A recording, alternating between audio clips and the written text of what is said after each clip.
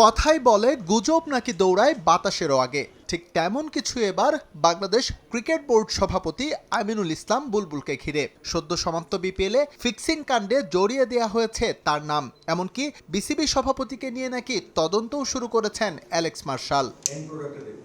সামাজিক মাধ্যমে ভাইরাল হয়ে যাওয়া এই খবর নজরে আসার পর বেশ গুরুত্বের সঙ্গে নেয় ক্রিকেট বোর্ড। সংবাদ বিজ্ঞপ্তি দিয়ে বিসিবি জানিয়েছে তার তাৎক্ষণিক প্রতিক্রিয়া। একই সঙ্গে অবস্থান স্পষ্ট করেছেন বিসিবির দুর্নীতি বিভাগের পরামর্শক Alex martial.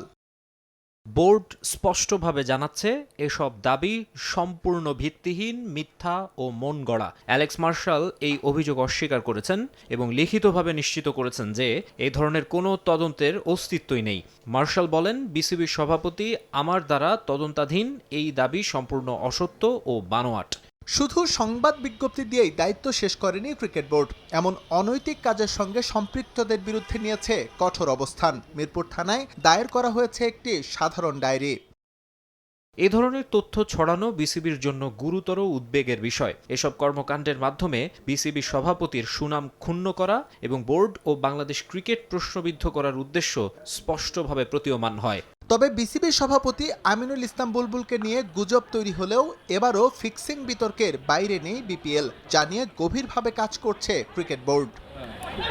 S M Iqbal, Somoy সংবাদ।